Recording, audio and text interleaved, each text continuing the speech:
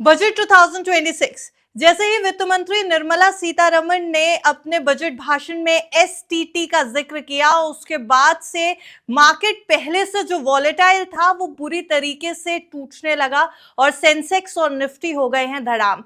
Closing होने से कुछ देर पहले के आंकड़े हम अगर आपको बताएं 1 फरवरी 2026 के, तो निफ्टी लगभग 400 अंक से ज्यादा टूटा हुआ है और सेंसेक्स की अगर हम बात करें तो फिलहाल तो 1400 अंकों से ज्यादा की गिरावट है, लेकिन एक समय ऐसा भी था जब ये 1500 अंकों से ज्यादा टूट चुका था। बाजार में क्या कुछ हो गया है, बाजार को क्यों ये बजट पसंद नहीं आ रहा है, आखिर ये एसटीटी क्या है जिसने बाजार को परेशान कर दिया है, ये सब कुछ समझेंगे इसी शो में। हमारे साथ इस समय आनंद राठी से जिगर पटेल जी मौजूद हैं। Sir, welcome to Good Returns, good afternoon. Good afternoon Atim ji. Jigar sir, क्या हो गया है बाजार को, बुरी तरीके से टूटने लगा? वॉलेटाइल मार्केट्स एक्सपेक्ट कर रहे थे, लेकिन इतनी बुरी तरीके से टूटना, ये एसटीटी क्या है पहले तो ये समझा दीजिए। जब अनाउंसमेंट हुआ उसके बाद बाजार में क्या हो गया?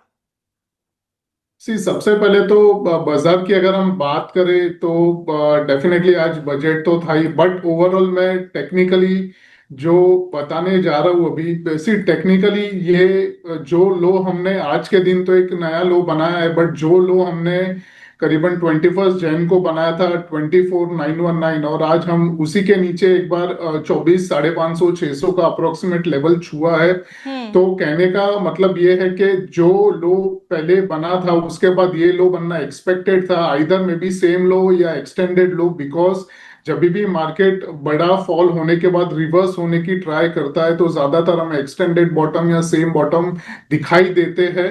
और दूसरी चीज, जब भी पहले बॉटम बना था तभी हमें डाइवर्जेंस नहीं दिख रहा था, और आज अगर हम देखें आरएसआई पे स्पेसिफिकली, डाइवर्जेंस एग्जैक्टली बना नहीं है, बट एक्सपेक्टेड ये है कि एक दो दिन में ये दिखना शुरू होना चाहिए, बिकॉज ऑलरेडी आरएसआई का प्लेसिंग जो वो दौरान था, जब भी पुराना लेवल्स जो हमारा था वो 27.89 था। आज जो लेवल निकल के आ रहा, इवन हमने आज जो लो बनाया था करीबन 24,500 या 600 का जो जोन था, वहां पे भी आरएसआई ने मेंटेन अपने आप को रखा था 30-32 के मिड रेंज में। तो अभी डाइवर्जेंस डेवलप होना शुरू हुआ है, ये एक चीज है। दूसरी चीज, बजट एक बहाना डेफिनेटली मार्केट को मिला है लोअर लो बनाने के लिए। तो मेरा यही मानना है कि ये जो रिएक्शन हम देख रहे हैं वो एक नी जर्क रिएक्शन है जो हर बजट में हमें दिखता है, और ये ऐसा नहीं है कि ये फर्स्ट टाइम हो रहा है। हमारा एक्चुअली कहा जाए तो हमारे मार्केट का ये रिवाज है, बजट एक दो दिन बाद ही समझ में आता है सबको। तो आज ये नीजर्क रिएक्शन है। अगर आपको मिल रहे अच्छे स्टॉक्स लोअर लेवल्स पे तो मैं यही कहूंगा कि आप फोकस करें अच्छे क्वालिटी स्टॉक्स पे, जो आज अगर हम देखें तो अच्छे खासे डिफेंस में भी टूटे हैं, रेलवेज में भी टूटे हैं, और इवन आईटी आईटी जो है, आईटी में स्पेसिफिकली टीसीएस और बीसॉफ्ट पे ध्यान रखना चाहिए, क्योंकि टीसीएस में एक बॉटम जो हमने 2800-2900 पे बनाया था, फिर एक रैली होने के बाद एक पुल बैक भी आया है। तो टीसीएस में और बीसॉफ्ट में डेफिनेटली हमें ध्यान रखना चाहिए आने वाले कुछ महीनों के लिए। जी सर, पूरे गिरते हुए बाजार में एक सेक्टर जहां पर थोड़ी हरियाली नजर आई है वो है फार्मा सेक्टर। कितनी प्रॉमिसिंग रैली है या सिर्फ बजट अनाउंसमेंट्स के बल पे? टेक्निकल्स क्या कह रहे हैं? सी निफ्टी फार्मा की अगर स्पेसिफिकली मैं इंडेक्स को देखूं टेक्निकली, तो ओवरऑल हम काफी हैमरिंग हो चुकी है ये पर्टिकुलर सेक्टर की। फार्मा की अगर हम देखें तो नॉन स्टॉप हायर लेवल्स जो था 23,500, करंटली हम 21,500 बार बार टेस्ट हो रहा है पिछले 4-5 दिनों से, बट हम तोड़ नहीं रहे, बार बार सपोर्ट लेके बाउंस कर रहे हैं। तो यहाँ पे अवर्ली बेसिस पे डेफिनेटली हमें एक डाइवर्जेंस बनता हुआ दिख रहा है। तो आने वाले दिनों में इसमें हल्का फुल्का एक बाउंस दिखेगा। जो बड़ी तेजी होगी वो हम 22,000 के ऊपर क्लोज करते हैं निफ्टी फार्मा इंडेक्स, तो डेफिनेटली हमें कंटिन्यूएशन दिखेगा। बट इस दौरान मैं जो स्टॉक्स की बात करें तो जो बायोकॉन का काउंटर है, बायोकॉन में भी एक अच्छी खासी अवर्ली चार्ट पे एक बेस बन रही है, सपोर्ट 360 का है। इवन आज के खराब मार्केट में भी ये सपोर्ट ब्रेक नहीं हुआ है, और हमने एक रिवर्सल लेके जो मेजर पीवट्स थे वीकली बेसिस पे अराउंड 370-368 के, उसी के ऊपर हम कारोबार कर रहे हैं। तो बायोकॉन पे ध्यान देना चाहिए यहाँ पे। और मेरी यही एडवाइस रहेगी कि यहाँ पे एक 360 या फिर 355 के नीचे क्लोजिंग बेसिस पे एसएल लगाया जा सकता है, और 1 से 2 हफ्ते का व्यू लेके 395-400 तक के लेवल्स हम बायोकॉन में देख सकते हैं। जी। सर, ये कहा जा सकता है क्या कि बाजार ने सरेंडर किया है आज बजट आने के बाद, या अभी भी मजबूत स्थिति में नजर आ रहा है मार्केट? सी सरेंडर तो डेफिनेटली नहीं हुआ है, because in terms of major support जो है वो 24,500 है। उसके नीचे अगर जाते हैं हम वीकली क्लोजिंग बेसिस के हिसाब से, तो ही जो पूरा हमारा जो बुलिश स्ट्रक्चर है निफ्टी का वो खराब होगा। तब तक ये डेफिनेटली लोअर लेवल्स पे जब भी सी मार्केट बॉटम आउट होने आता है तभी हमें वोलेटिलिटी ज्यादा देखने को मिलती है। यही चीज हमने टॉप पे भी देखी गई थी कि जब भी टॉप बनता है तभी भी हमें खींचातानी जो होती है बायर सेलर्स में वो एक्सट्रीम लेवल्स पे ज्यादा होती है। तो मेरा ये मानना है कि as long as we are about 24,500 तब तक हमें इतनी चिंता करने की बात नहीं है। बस खाली एक आज के दिन में हमें एक इवेंट देखने मिली जिसकी वजह से वोलेटिलिटी हमें थोड़ी ज्यादा देखने मिली है। और जो रिकवरी हमने बॉटम से आज इंट्राडे में दिखाई करीबन 800 पॉइंट गिरने के बाद, ऑलमोस्ट हम 150 तक कवर कर चुके थे। तो मेरा ये मानना है कि नीचे डेप्थ जरूर है मार्केट में, तो एज ऑफ नाउ कोई पैनिक होने की जरूरत नहीं है यहाँ। डेरिवेटिव मार्केट्स का आउटलुक कैसा लग रहा है सर इस समय? सी डेरिवेटिव्स में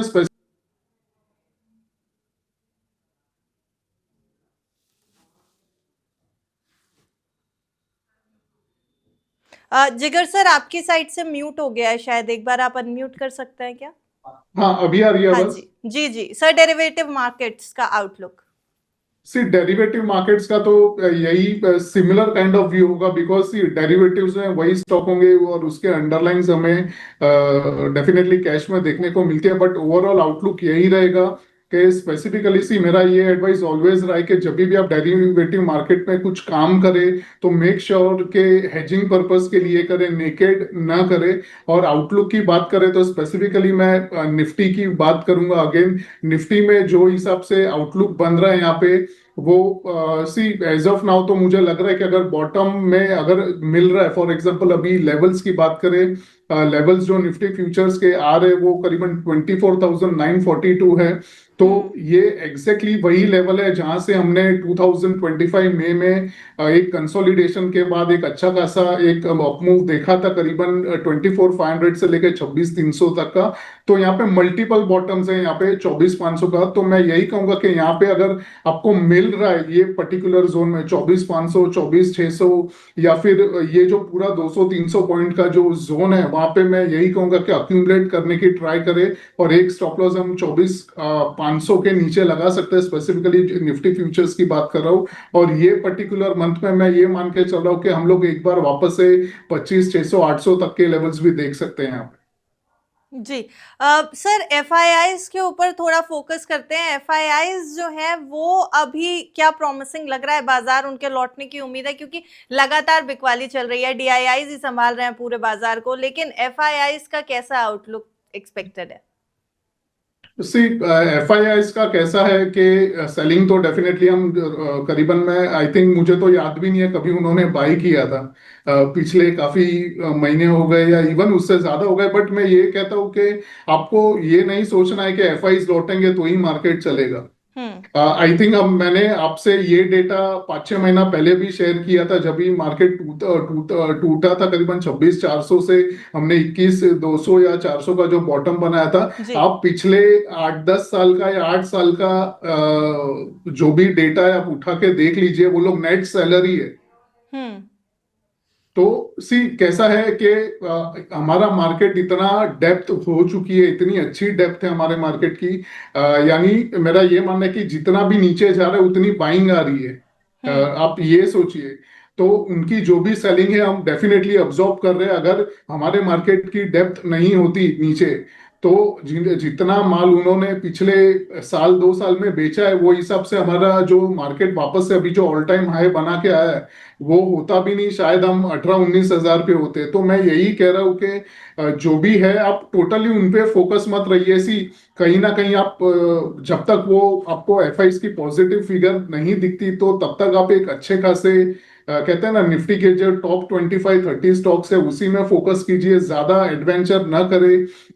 क्योंकि जब तक उनका बाइंग नहीं आएगा तब तक सी लोगों को एक आदत हो गई है कि जो स्टॉक में बाइंग करेंगे वो 5%, 10% चल जाएगा 2-3 दिनों में। वो पहले होता था जब भी वो बाइंग करते थे। बट अभी थोड़ा सा सिनारियो चेंज हो गया है, कॉशियस ज्यादा हो गए due to geopolitical reason ले लीजिए या ट्रम्प की बात ले लीजिए। तो मेरा यही कहना है कि 25-30 टॉप्स जो इंडिया के टॉप 25-30 स्टॉक्स है उसी पे ध्यान दीजिए। अगर करेक्शन के बाद वो सस्ते में मिल रहे तो थोड़ा थोड़ा पोर्टफोलियो बिल्ड करना शुरू करें। 2% के आसपास टूटा हुआ है सर निफ्टी बैंक, 1120 अंकों की गिरावट इस समय दिखा रहा है। जिगर सर, इंडेक्स वाइज भी जानना चाहूंगी कि क्या बैंकिंग इंडेक्स अगर हम देखें, निफ्टी बैंक को देखें तो इस समय बाजार के लिए थोड़ा कमजोर दिखाई दे रहा है। और दूसरा सवाल ये कि अभी कौन से काउंटर्स प्रॉमिसिंग लग रहे हैं? सी सबसे पहले तो मैं निफ्टी बैंक की बात करूं। सी निफ्टी बैंक में जो हिसाब से स्ट्रक्चर बना है मुझे नहीं लगता है कि ज्यादा चलेगा। सी निफ्टी चलेगी बट बैंक निफ्टी चला तो भी कहते हैं ना लगाड़ होके चलेगा। उसका रीजन यह है कि ओवरऑल ओवरहेड काफी सारे रेजिस्टेंस है और दूसरी चीज जो स्ट्रक्चर बना हुआ है वो स्ट्रक्चर देख के लग रहा है कि ज्यादा से ज्यादा नीचे 58,000 और ऊपर में 60,500 के जोन में ही रहेगा नेक्स्ट 2-3 महीनों के लिए। और जो आउटलुक है स्पेसिफिकली स्टॉक्स की बात करें तो उसी स्टॉक्स में पहले तो ये देखना है कि एसबीआई काफी चल चुका है, आई थिंक नॉन स्टॉप चल रहा है, तो उसमें तो डेफिनेटली खरीदारी अभी तो नहीं करनी है। जिसमें हम देख सकते हैं खरीदारी के लिए वो एक एचडीएफसी बैंक है जो स्ट्रक्चर वाइज और करेक्शन वाइज में भी देखे तो काफी हद तक एक करेक्शन इसमें आ चुकी है। अच्छी बात यह है कि आज का जो मार्केट है स्पेसिफिकली निफ्टी बैंक 1200 पॉइंट टूटा है बट एचडीएफसी बैंक ने अपना लो नहीं तोड़ा है जो 908 का था करीबन 22 या 23 जैन वाला। तो इसमें कहीं ना कहीं एक कंसोलिडेशन एक्सपेक्टेड है 900 से 930 के जोन में। सो आप अक्यूमुलेट करिए और ऊपर में एटलीस्ट 970 975 का टारगेट एचडीएफसी बैंक में लेके चलना है नेक्स्ट 2 से 3 महीने के। जी, थैंक यू जिगर सर हमारे साथ आज जुड़ने के लिए। बाजार बहुत वॉलेटाइल है, उतार चढ़ाव बहुत ज्यादा है और बुरी तरीके से इस समय तो सेंसेक्स और निफ्टी टूटे हुए हैं। क्लियरली बजट हम एक्सपेक्ट कर रहे थे कि शायद बाजार को पसंद नहीं आया है, लेकिन अब अगले हफ्ते बाजार कैसे खुलता है, हालांकि कल ही खुलेगा बाजार सर, एक एक्स्ट्रा दिन ट्रेडिंग हो गई है। देखते हैं कल बाजार की चाल क्या होती है। फिलहाल के लिए बहुत बहुत शुक्रिया।